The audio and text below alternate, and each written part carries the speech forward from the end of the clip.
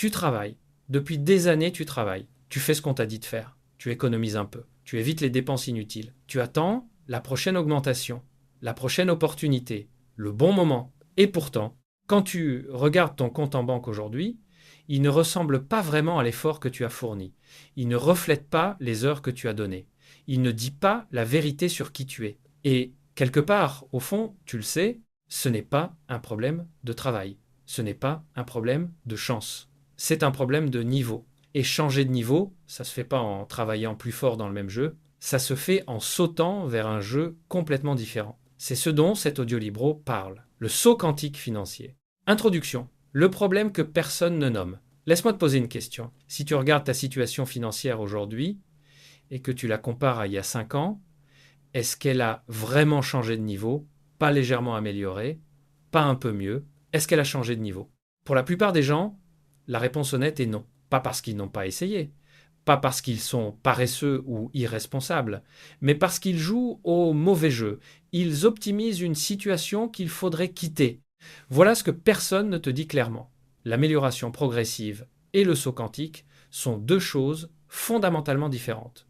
L'une te maintient là où tu es, en mieux, l'autre te transporte quelque part que tu ne pouvais pas atteindre en marchant. Pense à un ascenseur. Si tu veux passer du rez-de-chaussée au 10e étage, tu ne grimpes pas les marches plus vite. Tu changes de mécanisme. La physique quantique a découvert quelque chose d'extraordinaire sur la façon dont les électrons se comportent. Quand un électron acquiert assez d'énergie, il ne monte pas progressivement d'un niveau à l'autre. Il disparaît d'un niveau et réapparaît immédiatement à un niveau supérieur, sans passer par l'espace entre les deux, sans transition visible, il saute. Ce phénomène a un nom, le saut quantique. Et ce que j'ai compris, après avoir observé des centaines de trajectoires financières, c'est que les transformations financières réelles fonctionnent exactement de la même façon. Elles ne se produisent pas graduellement, elles se produisent par saut. Un niveau, puis un autre niveau, avec une rupture nette entre les deux. La question n'est pas comment travailler plus fort. La question est qu'est-ce qui rend ce saut possible? Et la réponse va peut-être te surprendre. Ce n'est pas une stratégie, ce n'est pas un investissement, ce n'est pas une formation spécifique. Même si ces choses peuvent jouer un rôle, c'est qui tu crois être. C'est l'image que tu as de toi-même en relation avec l'argent, avec la valeur, avec ce que tu mérites et ce que tu es capable de créer. Et cette image, elle a été formée bien avant que tu aies le moindre contrôle dessus. Ce que tu vas découvrir dans ce livre n'est pas un ensemble de techniques, c'est un changement de regard sur toi, sur ce qui est possible, sur la façon dont les transformations financières profondes se produisent réellement. Et ce changement de regard, c'est le début du saut. Avant de commencer, je veux te dire une chose. Ce que tu vas lire peut parfois être inconfortable. Parce que regarder en face les mécanismes qui nous maintiennent là où on est, c'est rarement agréable. Ça demande une honnêteté avec soi-même que peu de gens s'accordent vraiment. Mais cet inconfort est un bon signe. Il signifie que quelque chose touche juste. Et dans cet audiolibro, c'est exactement ce qu'on cherche. Parce que les transformations superficielles ne demandent aucun inconfort.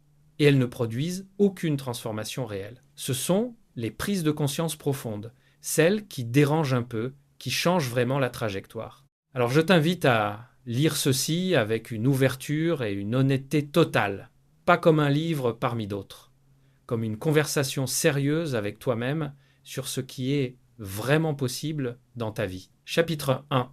Le plafond de verre financier. Thomas a 38 ans. Il est ingénieur dans une boîte de taille moyenne. Il gagne bien sa vie, objectivement, mieux que ses parents ne l'ont jamais fait. Il a un appartement, une voiture, des vacances une fois par an, mais depuis 6 ans, son niveau financier est fondamentalement le même. Il a changé d'employeur 2 fois, il a demandé des augmentations, il a suivi des formations, il a même lancé un projet en parallèle pendant quelques mois avant d'abandonner par manque de temps, et pourtant, le chiffre sur son compte en banque à la fin du mois reste dans la même fourchette. Comme si une main invisible l'empêchait de monter au-delà d'un certain point, ce plafond existe. Et il n'est pas là où Thomas cherche. Il n'est pas dans l'économie, il n'est pas dans son secteur, il n'est pas dans la chance ou le manque de contact. Il est dans quelque chose de beaucoup plus profond et de beaucoup plus difficile à voir. Il est dans son identité financière. L'identité financière, c'est l'ensemble des croyances inconscientes que tu portes sur toi-même en relation avec l'argent. Ce que tu penses mériter, ce que tu penses être capable de gagner, ce qui te semble raisonnable, acceptable, normal pour quelqu'un comme toi. Et cette identité a été construite principalement pendant l'enfance, par les conversations que tu as entendues autour de la table, par les attitudes de tes parents face aux factures, par les phrases répétées comme des vérités absolues. L'argent, ça ne pousse pas dans les arbres. Les gens riches ne sont pas honnêtes. On n'est pas des millionnaires. Nous, il faut travailler dur pour gagner sa vie. Ces phrases semblent inoffensives. Elles sont en réalité des programmes, et ces programmes tournent encore aujourd'hui dans ton cerveau, même si tu ne les as pas choisis et même si tu ne les reconnais plus consciemment. Voilà comment le plafond fonctionne. Quand tu commences à approcher d'un niveau financier qui dépasse ce que ton identité considère comme normal pour toi, une résistance apparaît, pas extérieure, intérieure. Tu commences à saboter inconsciemment, tu prends de mauvaises décisions exactement au mauvais moment, tu laisses des opportunités passer, tu te retrouves à dépenser plus juste quand tu commences à accumuler plus, comme si ton cerveau cherchait à revenir à l'équilibre. Les psychologues appellent ça le niveau de référence financier, c'est le chiffre autour duquel ton cerveau considère que tu dois te stabiliser. Et il va tout faire pour te ramener là. La bonne nouvelle, c'est que ce niveau n'est pas fixe. Il peut être changé, mais pas par des stratégies, par une transformation de l'identité. Imagine Lucie, 32 ans, qui a grandi dans une famille où parler d'argent était presque vulgaire. Ses parents étaient des enseignants qui aimaient leur travail et méprisaient gentiment ceux qui faisaient de l'argent leur priorité. Elle a grandi avec une croyance profonde, les gens bien ne s'enrichissent pas. L'enrichissement, c'est pour les autres. Lucie est brillante. Elle travaille dans le marketing, elle a des idées excellentes, mais chaque fois qu'elle pourrait négocier un meilleur salaire, elle recule. Chaque fois qu'une opportunité de revenu supplémentaire se présente, elle trouve une raison pour laquelle ce n'est pas le bon moment.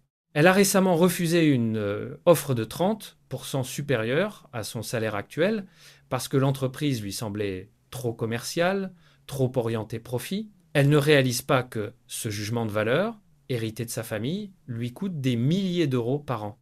Elle ne réalise pas que c'est son identité, pas sa raison, qui prend ses décisions à sa place. Ce mécanisme de sabotage inconscient est plus subtil qu'il n'y paraît. Il ne ressemble pas à une autodestruction évidente. Il ressemble à des choix parfaitement raisonnables pris au mauvais moment. Tu reçois une offre d'emploi intéressante, mais tu trouves des raisons pour rester où tu es. Tu as une idée de projet, mais tu la remets à plus tard jusqu'à ce qu'elle s'éteigne. Tu gagnes plus un mois et tu dépenses différemment, sans vraiment savoir pourquoi. Tu commences à épargner, et puis une dépense imprévue, ou pas si imprévue, arrive exactement quand il ne le faudrait pas. Ce ne sont pas des coïncidences. Ce sont les manifestations d'un cerveau qui cherche à revenir à son niveau de référence. Et tant que ce niveau de référence n'a pas été reprogrammé, les stratégies financières les plus intelligentes butent contre ce mur invisible. Le plafond de verre financier n'est pas fait de verre, il est fait de croyances. Et les croyances, contrairement au verre, peuvent être traversées. La première étape, c'est de le voir. Pose-toi cette question honnêtement. Quel est le montant mensuel que tu considères comme normal pour quelqu'un comme toi? Pas ce que tu voudrais. Ce qui te semble réaliste et raisonnable. Ce nombre que tu as dans la tête automatiquement quand tu penses à ta vie financière. Ce chiffre est ton plafond actuel. Et jusqu'à ce que tu le changes dans ta tête, les stratégies n'y feront rien. Parce que le saut quantique ne commence pas dans le portefeuille. Il commence dans l'identité. Chapitre 2. Optimiser ou sauter. Deux jeux différents. Il y a deux façons de jouer le jeu financier et la plupart des gens ne réalisent pas qu'ils sont coincés dans une seule. La première façon s'appelle le jeu de l'optimisation.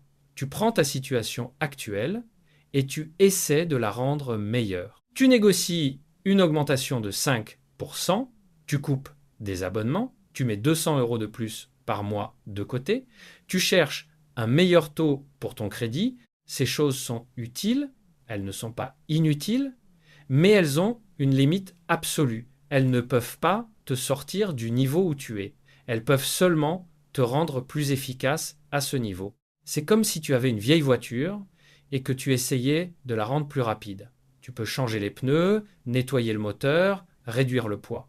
Mais la voiture reste une vieille voiture. Elle ne deviendra pas une Formule 1 en l'optimisant. La deuxième façon s'appelle le jeu du saut. Et c'est un jeu fondamentalement différent. Le saut, c'est quand tu changes de véhicule. Voilà la différence concrète. Marc a 40 ans. Il est commercial dans une entreprise pharmaceutique. Il gagne 4 000 € net par mois. C'est bien. Mais depuis 5 ans, c'est à peu près la même chose. Il a demandé 2 augmentations. Il en a obtenu une. Sa situation s'est légèrement améliorée, mais son niveau est resté le même. Marc joue au jeu de l'optimisation. Et dans ce jeu, son plafond est probablement à 5 000, peut être 5 500 €. Après, les contraintes structurelles de son poste et de son secteur bloquent la progression. Mais Marc a quelque chose d'intéressant. Il connaît son secteur mieux que quiconque. Il sait exactement ce que les clients veulent et ce que les entreprises n'arrivent pas à leur livrer correctement. Il a des idées précises sur comment ce pourrait être fait autrement. La différence entre Marc qui gagne 5 000 € et Marc qui en gagne 15 000 ou 20 000 n'est pas dans son effort, c'est dans ce qu'il fait de cette connaissance. S'il reste salarié dans une entreprise, il échange son temps contre un salaire. Le plafond est structurellement limité. S'il comprend que cette connaissance est une valeur extraordinaire et commence à la packager différemment, à l'offrir à des entreprises qui en ont besoin, à créer quelque chose autour de ce qu'il sait faire, il change de jeu. Le plafond n'existe plus de la même façon. C'est pas magique. C'est un saut quantique. Et voilà ce qui est important à comprendre. Dans le jeu du saut, l'effort n'est pas la variable principale. La clarté est la variable principale. Parce que le problème de la plupart des gens n'est pas qu'ils ne travaillent pas assez, c'est qu'ils travaillent très fort dans la mauvaise direction. Ils optimisent un véhicule qui ne peut pas les emmener là où ils veulent aller. Le saut quantique demande une question différente. Pas comment puis-je faire mieux ce que je fais déjà, mais quelle est la chose que je pourrais faire qui créerait une rupture nette dans ma trajectoire financière. Cette question fait peur, parce qu'elle implique de lâcher ce qui est connu pour quelque chose d'inconnu, et le cerveau humain est câblé pour éviter l'incertitude. Mais voilà le paradoxe. L'optimisation permanente crée une fausse sensation de sécurité. Tu travailles fort, tu fais des choses raisonnables, tu progresses doucement, et tu ne réalises pas que tu dépenses toute ton énergie à rester à peu près là où tu es. Le saut est risqué, l'optimisation permanente l'est aussi, à sa façon. Le risque de l'optimisation, c'est d'arriver à 60 ans et de réaliser que tu as très bien géré un niveau de vie qui n'était pas à la hauteur de ce que tu aurais pu créer. Il y a un signe révélateur que tu joues au jeu de l'optimisation quand tu devrais sauter. C'est quand tu te retrouves à travailler de plus en plus dur pour des résultats de plus en plus petits. Quand chaque amélioration demande plus d'efforts que la précédente, quand tu as l'impression de pédaler dans du sable, c'est pas un manque de motivation, c'est le signal que tu as atteint le plafond naturel de ton niveau actuel et que la seule façon de continuer à progresser, c'est de changer de niveau.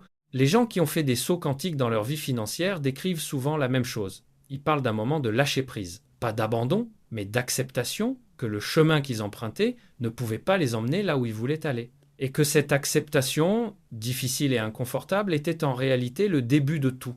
Prends un moment pour te demander honnêtement, dans lequel de ces deux jeux es-tu en ce moment? Est-ce que tu optimises ou est-ce que tu cherches à sauter? Il n'y a pas de mauvaise réponse. Mais la clarté sur cette question change tout ce qui suit. Chapitre 3. L'argent suit la valeur, pas l'effort. Voici une vérité que l'école n'enseigne jamais. Une vérité qui, une fois comprise, change radicalement la façon dont tu vois ta situation financière. L'argent ne récompense pas l'effort. L'argent récompense la valeur perçue. Ces deux choses peuvent coïncider, mais elles ne coïncident pas toujours.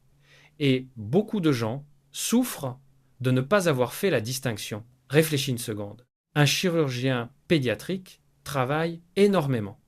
Ses heures sont longues, la responsabilité est immense, la formation a duré des décennies, il est bien payé.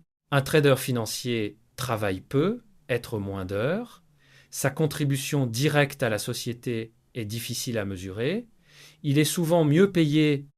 Un enseignant travaille avec une dévotion extraordinaire. Il influence des dizaines de vies chaque année. Il est très mal payé. Ce n'est pas juste, mais c'est réel. Et si tu veux comprendre comment faire un saut quantique, tu dois regarder cette réalité en face sans te perdre dans la question de ce qui devrait être. L'argent, dans une économie de marché, suit la valeur perçue. Et la valeur perçue est déterminée par 3 facteurs. Le premier, c'est la rareté.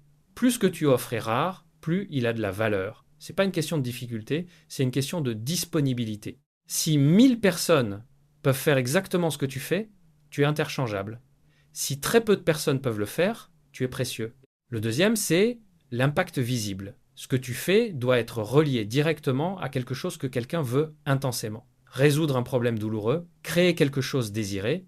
Plus le lien entre ce que tu fais et ce que quelqu'un veut est direct et visible, plus la valeur est élevée. Le troisième, c'est la position. La même compétence, dans 2 contextes différents, a 2 valeurs complètement différentes. Un comptable en interne, dans une PME, est payé différemment qu'un consultant indépendant qui offre les mêmes compétences à 10 entreprises. La compétence est identique. La position est différente. La valeur perçue est différente. Voilà comment Sarah a fait son saut quantique. Sarah avait 35 ans. Elle était responsable des ressources humaines dans une entreprise de logistique. Elle gagnait 3 800 € net par mois. Elle était bonne dans son travail. Elle aimait ce qu'elle faisait. Mais elle avait remarqué quelque chose. Les entreprises de sa région avaient toutes du mal avec le même problème. Recruter et retenir des profils techniques dans un marché de l'emploi tendu. C'était douloureux pour elle. Très douloureux. Sarah savait exactement comment résoudre ce problème. Elle l'avait fait dans sa propre entreprise. Mais son expertise était invisible parce qu'elle était enfermée dans un rôle salarié interne. Elle n'était qu'une ressource parmi d'autres. Elle n'était pas encore une solution. En l'espace de 10 à 8 mois, elle a reconstruit sa position. Elle a commencé à partager sa méthodologie sur LinkedIn. Elle a présenté ses résultats en chiffres concrets. Elle a pris quelques missions en parallèle.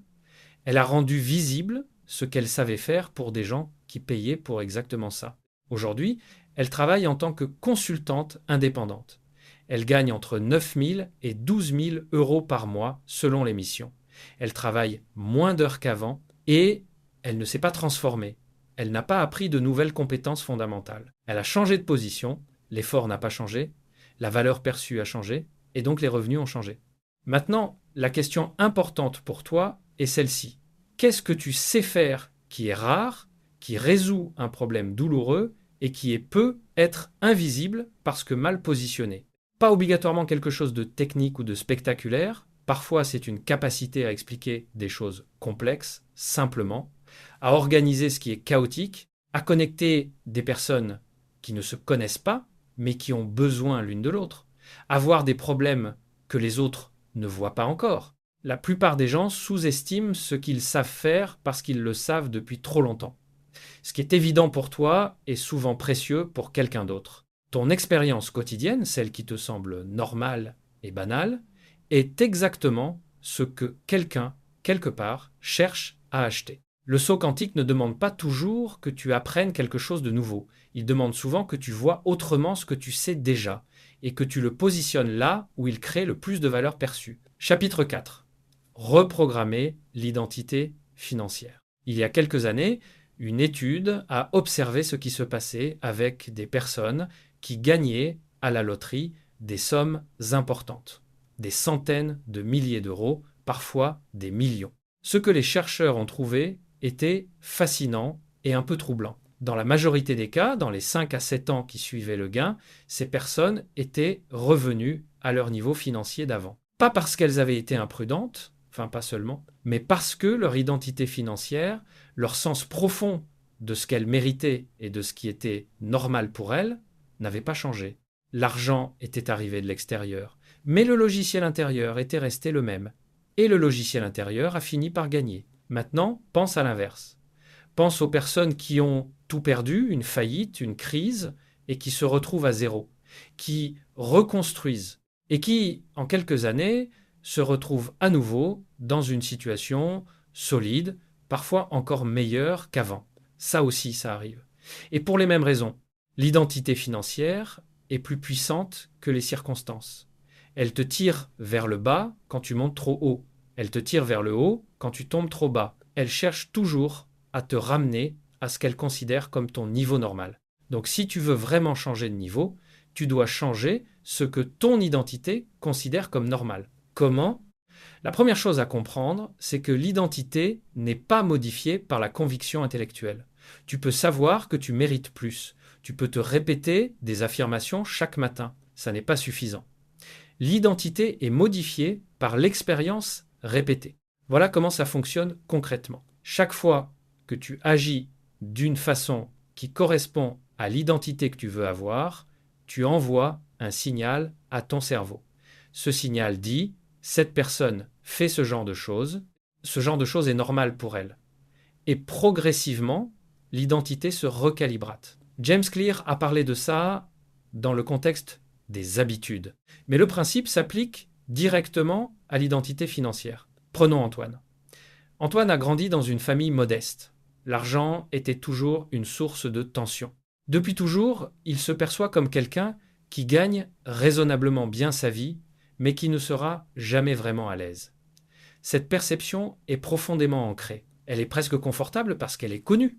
Antoine a commencé à changer son identité, non pas en pensant différemment, mais en agissant différemment, même à petite échelle. Il a commencé à négocier. D'abord de petites choses, une prestation de service, un achat important. Il a ressenti l'inconfort de la négociation, il a fait avec et il a vu que ça fonctionnait. Ce signal a dit à son cerveau « Tu es quelqu'un qui négocie sa valeur ». Il a commencé à parler de son travail différemment, pas en se vantant, mais avec une clarté et une confiance qu'il n'avait pas avant. Quand quelqu'un lui demandait ce qu'il faisait, au lieu de minimiser avec « Oh, je travaille dans la communication », il articulait précisément la valeur qu'il créait pour ses clients. Ce signal a dit « Tu es quelqu'un qui articule clairement sa valeur ». Il a commencé à dire non à des opportunités qui ne correspondaient pas à ses critères, même quand il aurait pu avoir besoin de l'argent à court terme. Ce signal a dit « Tu es quelqu'un qui a des standards ». Chaque action, même minuscule, construisait un nouveau récit sur qui il était.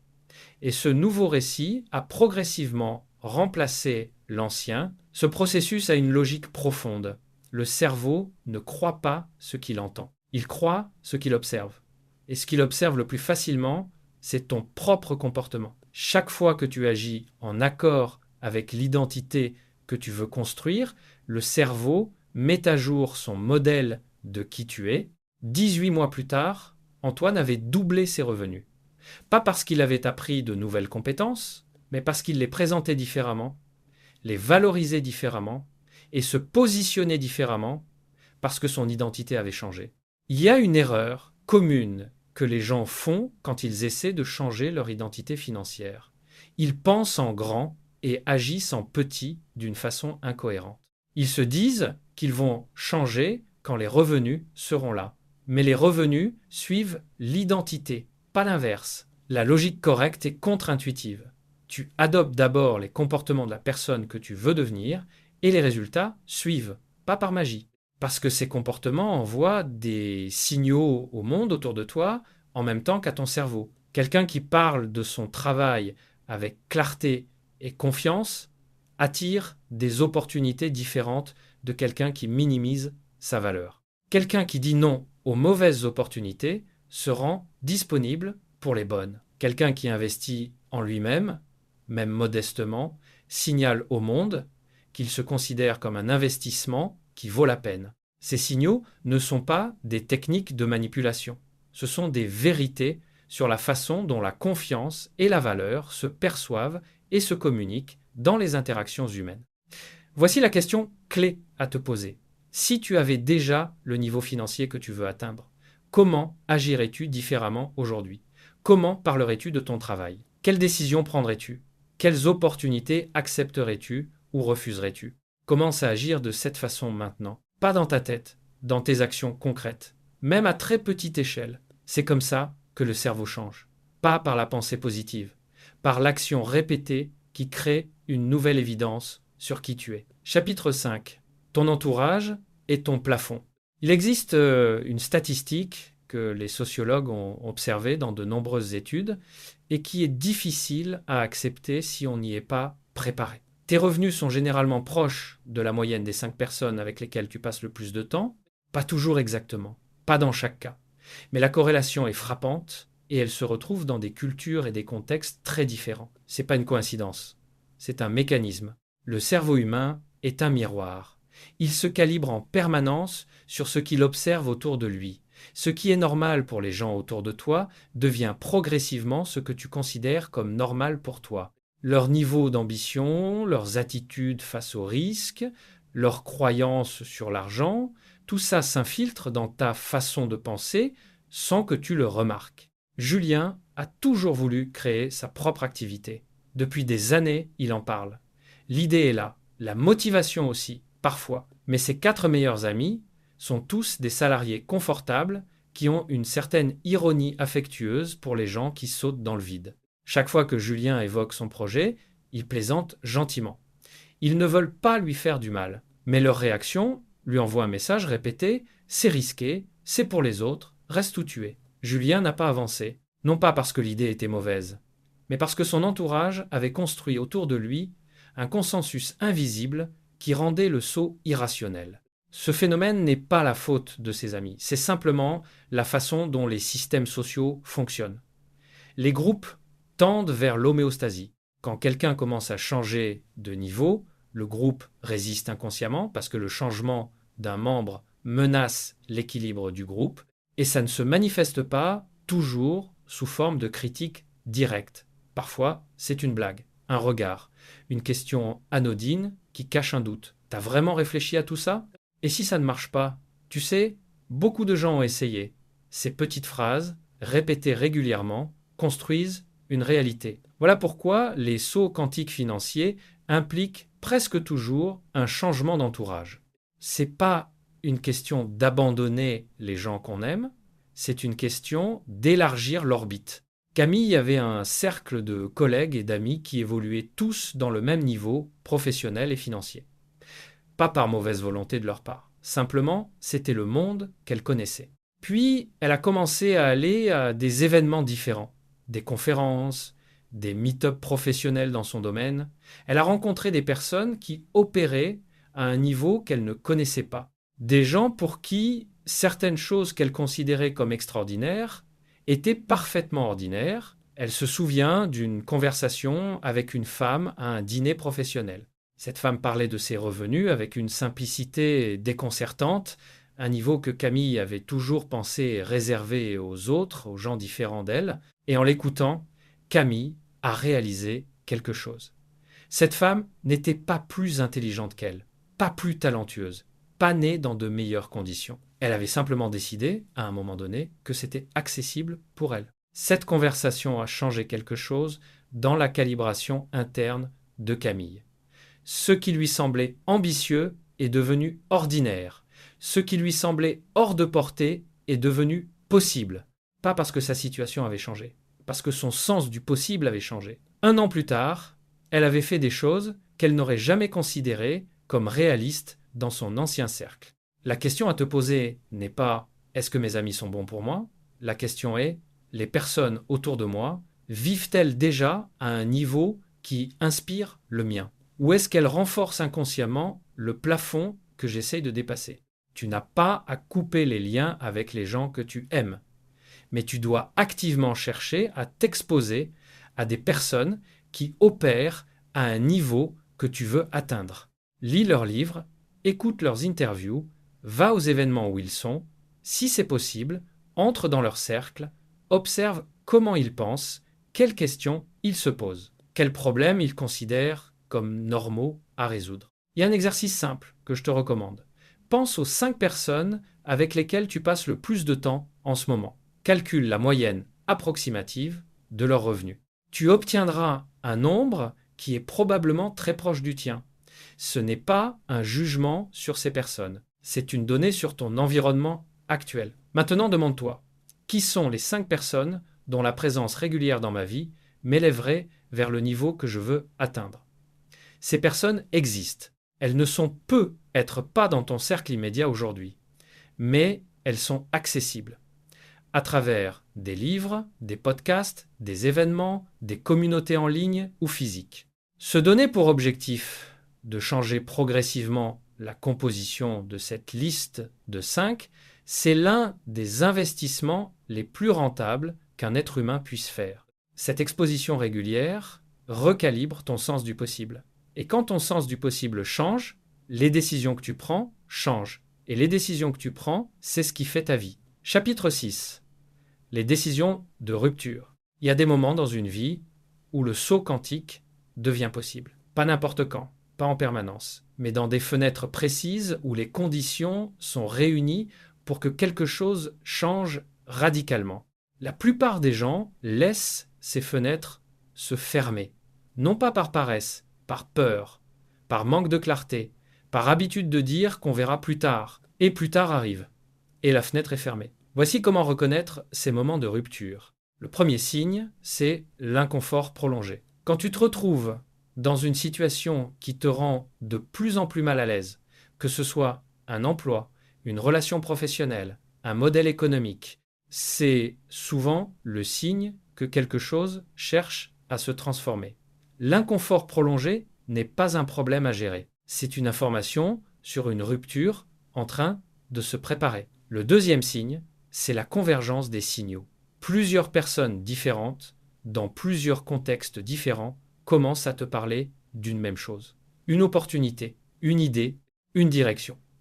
Quand les signaux convergent de sources indépendantes, c'est rarement une coïncidence. Le troisième signe, c'est la ressource disponible. Une fenêtre de temps. Un peu d'argent économisé. Une énergie particulière. Les fenêtres de saut quantique ont souvent une ressource inhabituelle associée. Une ressource qui peut être dépensée dans le saut ou gaspillée dans l'optimisation du statu quo. David avait 39 ans quand il a perdu son poste lors d'une restructuration. 2 enfants, un crédit immobilier, une pression familiale immense pour retrouver quelque chose de stable rapidement. Mais David avait aussi quelque chose d'autre. Une compétence technique rare dans son domaine. Un réseau qu'il n'avait jamais vraiment exploité. Et pour la première fois depuis des années, il avait du temps. Pendant 3 semaines, il a failli accepter le premier poste salarié qu'on lui proposait. Stable, raisonnable, sécurisant. Et exactement au même niveau que celui qu'il venait de quitter. Puis il s'est arrêté. Et il s'est posé une question différente.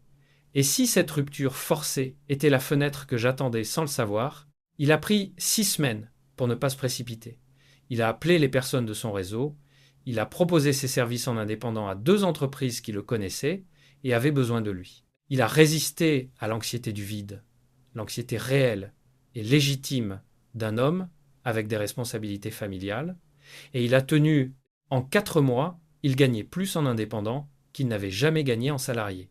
Le saut avait eu lieu, pas malgré la rupture. Grâce à elle, les moments de rupture les plus puissants sont souvent les moments qui semblent les plus difficiles.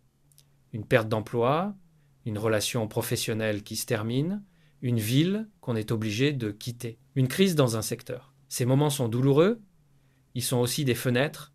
La question n'est pas comment éviter ces moments de rupture, la question est est-ce que je reconnais une fenêtre quand elle s'ouvre et est-ce que j'ai le courage de sauter parce que les fenêtres ne restent pas ouvertes indéfiniment, la vie continue, l'urgence de la stabilité reprend, le moment passe. Il y a une distinction importante à faire ici. Il ne s'agit pas de prendre des risques inconsidérés ou de foncer tête baissée dans n'importe quelle direction.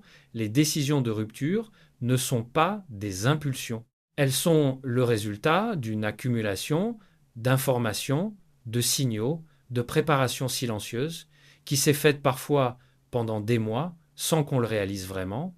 David n'a pas sauté dans l'inconnu sans filet. Il avait un réseau, il avait des compétences rares, il avait quelques mois d'économie. Il avait observé que le marché avait besoin de ce qu'il savait faire. C'était pas de la témérité, c'était de la lucidité. La préparation au saut se fait souvent bien avant que le moment du saut arrive. Développer des compétences qui ont de la valeur sur le marché, construire un réseau de personnes qui peuvent témoigner de ce que tu sais faire, économiser une réserve de sécurité qui te donne la liberté de ne pas accepter la première option qui se présente. Observer les opportunités qui se répètent dans ton secteur. Tout ça se fait maintenant, pas quand la fenêtre s'ouvre, avant. Mais voilà ce que les gens qui ont fait de grands sauts savent. On n'attend pas que la peur disparaisse pour sauter, on saute avec la peur est là dans tous les cas. Ce qui change, c'est la décision de ne pas la laisser décider à la place. Et puis la prochaine fenêtre s'ouvrira, peut être dans quelques années, peut être dans quelques mois, peut être elle est ouverte maintenant, et tu es en train de la regarder depuis, derrière une vitre. L'entraînement à reconnaître ces moments et à agir dans ces fenêtres, c'est l'une des compétences les plus précieuses qu'un être humain peut développer. Chapitre 7.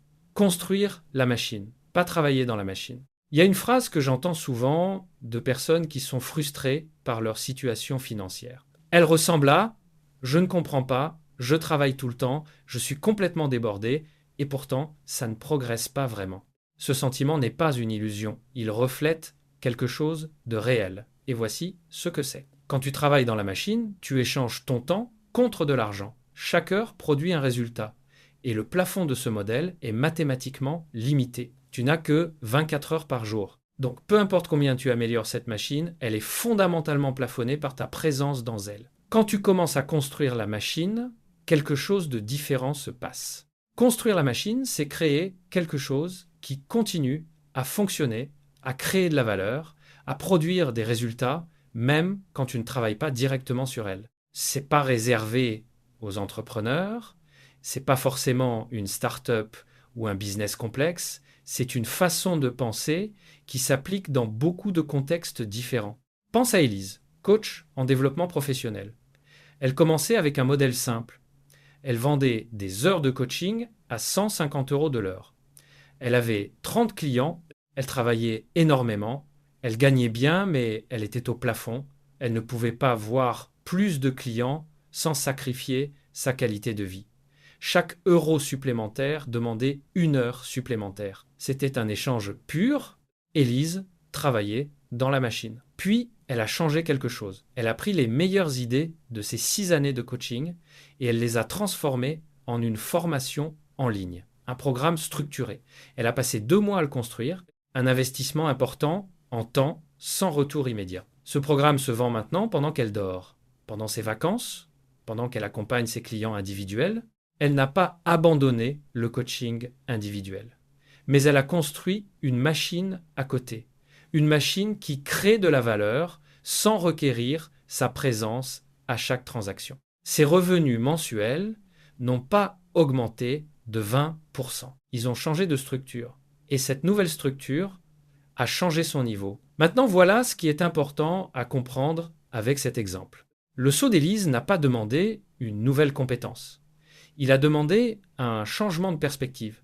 Elle avait toujours eu ce qu'il fallait pour construire cette machine. Elle pensait simplement son travail comme une prestation de service direct plutôt que comme un système de création de valeur. Pense à Romain, professeur de mathématiques qui donnait des cours particuliers depuis des années. Il avait une liste d'attentes de famille qui voulait ses services, mais physiquement, il ne pouvait pas aller au-delà d'un certain nombre d'heures par semaine. Il a commencé à enregistrer ses explications les plus efficaces, les méthodes qui marchaient vraiment pour les élèves en difficulté. Il a créé un cours en ligne accessible à des centaines d'élèves simultanément.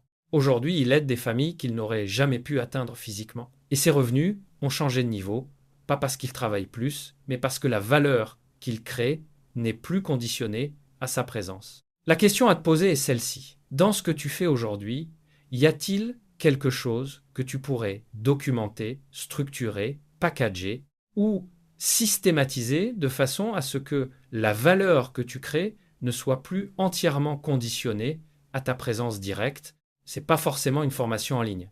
ça peut être une méthode que tu transmets à quelqu'un d'autre, un processus que tu documentes pour que d'autres puissent le répliquer, une façon d'organiser ton expertise pour qu'elle touche plus de personnes sans que tu doives être là physiquement à chaque fois. Le saut quantique financier passe souvent par ce changement de modèle. Pas travailler plus fort dans la machine, commencer à construire la machine, c'est effrayant parce que ça demande d'investir du temps et de l'énergie sans retour immédiat visible. C'est pour ça que peu de gens le font. Ils préfèrent l'optimisation confortable du présent à la construction incertaine du futur. Mais les personnes qui ont fait un vrai saut quantique dans leur vie financière peuvent presque toutes pointer un moment où elles ont commencé à construire quelque chose plutôt que de simplement travailler à l'intérieur de quelque chose. Mais attention, construire la machine ne veut pas dire tout quitter du jour au lendemain. Ça ne veut pas dire prendre des risques insensés. La plupart des sauts quantiques se construisent en parallèle pendant un certain temps avant de devenir le principal. Élise a passé 2 mois à construire sa formation pendant ses soirées et ses week-ends, avant de la lancer. Polo a eu ses premiers clients indépendants avant de quitter son poste. Sarah a pris ses premières missions en parallèle avant de passer à 100% en indépendant. Le changement de modèle peut se construire progressivement. Ce qui ne peut pas se faire progressivement, c'est le changement d'intention. Soit tu construis quelque chose, soit tu travailles dans quelque chose. Les deux ne sont pas incompatibles dans la durée, mais ils requièrent 2 états d'esprit différents. Et la décision de commencer à construire, même à petite échelle, même de façon imparfaite, change quelque chose dans la façon dont tu te vois. Tu n'es plus seulement quelqu'un qui travaille, tu es quelqu'un qui construit. Et ça, c'est un changement d'identité. Et les changements d'identité, comme on l'a vu, précèdent les changements de niveau. Ce moment peut être maintenant. Chapitre 8. Le saut se prépare dans l'obscurité. Il y a quelque chose que personne ne montre sur les sauts quantiques, parce que c'est la partie la moins glamour, la moins photogénique, la moins inspirante en apparence. C'est la période d'obscurité, la période avant que le saut soit visible, avant que les résultats confirment la direction, avant que les gens autour de toi comprennent ce que tu fais, avant que toi-même tu sois certain que c'est la bonne décision. Cette période existe pour tout le monde qui fait un vrai saut. Et c'est souvent là que les gens abandonnent. James Clear a décrit ce phénomène dans le contexte des habitudes avec l'image du plateau de la latence. Tu investis de l'effort, de l'énergie, du temps. Et rien ne semble changer, la courbe de progression est plate, et puis, soudainement, elle bascule. Ce plateau existe parce que les transformations profondes s'accumulent sous la surface avant d'être visibles, comme un iceberg qui se forme dans l'eau froide longtemps avant d'émerger, comme une graine qui germe dans l'obscurité de la terre bien avant que la tige apparaisse à la lumière. Polo avait décidé de changer de trajectoire professionnelle à 36 ans. Il voulait passer d'un poste de chef de projet salarié à une activité indépendante dans son domaine. Il avait fait ses calculs, il avait un peu d'économie, il avait quelques contacts. Les 6 premiers mois ont été extrêmement difficiles. Pas parce que l'idée était mauvaise, mais parce qu'il était dans la période d'obscurité, les clients prenaient du temps à venir, les résultats n'étaient pas encore là. Son entourage lui posait des questions inquiètes. Sa propre confiance vacillait certains matins. Il se souvient d'une nuit particulière, vers le 4e mois, où il a sérieusement envisagé de tout arrêter et d'envoyer des candidatures le lendemain matin. La peur était concrète. Les doutes étaient légitimes.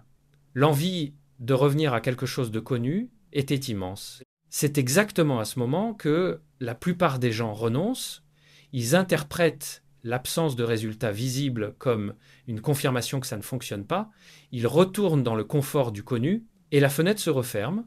Polo a tenu, pas avec un optimisme aveugle, avec une discipline froide. Il avait des critères clairs pour décider si la direction était bonne, des critères qui ne dépendaient pas des résultats à court terme. Est-ce que les conversations s'améliorent? Est-ce que les gens comprennent ce que j'offre mieux qu'il y a un mois?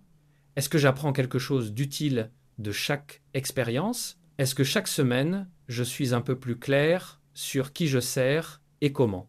Ces signaux lui disaient que la direction était bonne, même quand les revenus ne le confirmaient pas encore. Au bout de 9 mois, les résultats ont commencé à arriver.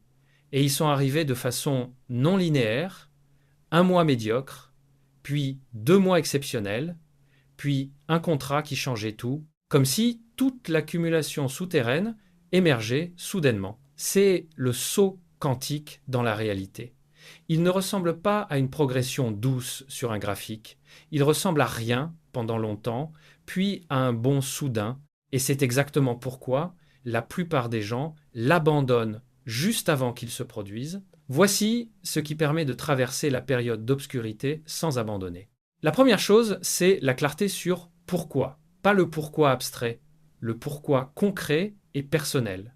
Qu'est-ce que ce saut changerait vraiment dans ta vie quotidienne? Qu'est-ce qu'il te permettrait de donner à ta famille, à toi-même, à ceux que tu aimes? Qu'est-ce qui se passe si tu n'essaies pas? Cette clarté est le carburant qui brûle quand tout le reste s'épuise. La deuxième chose, c'est les critères de validation intermédiaire. Si tu attends les résultats financiers pour savoir si tu es dans la bonne direction, tu vas abandonner trop tôt. Tu as besoin de signaux plus proches qui te disent que tu apprends, que tu progresses, que la direction est juste. La troisième chose, c'est de ne pas traverser l'obscurité seul. Trouver quelqu'un qui a fait un saut similaire. Quelqu'un qui peut te dire « oui, cette période est normale, oui, c'est comme ça que ça se passe, continue ». Le saut quantique demande une traversée. Et cette traversée demande de la préparation mentale autant que stratégique. La bonne nouvelle, c'est que chaque traversée réussie renforce ta capacité à en traverser une nouvelle. Le muscle de la résistance à l'obscurité se développe et les sauts suivants deviennent plus accessibles parce que tu sais de l'intérieur comment ça fonctionne vraiment. Conclusion, le saut commence maintenant. On a parcouru ensemble un chemin qui n'est pas un chemin ordinaire. On n'a pas parlé de budget, on n'a pas parlé de stratégie d'investissement, on n'a pas parlé de règles magiques pour s'enrichir rapidement. On a parlé de quelque chose de plus fondamental, de la façon dont tu te vois, de la façon dont tu vois l'argent, de la façon dont tu vois ce qui est possible pour toi, parce que c'est là que tout commence. Et c'est là que tout se bloque quand rien ne change. Tu as un plafond de verre financier, il est construit à partir de croyances héritées, pas de réalité immuable, et il peut être traversé, peux être au jeu de l'optimisation quand le vrai saut demande de changer de jeu entièrement. L'argent ne récompense pas ton effort, il récompense la valeur perçue que tu crées. Et cette valeur est souvent déjà là, mal positionnée, mal visible. Ton identité financière gouverne tes décisions plus puissamment que n'importe quelle stratégie.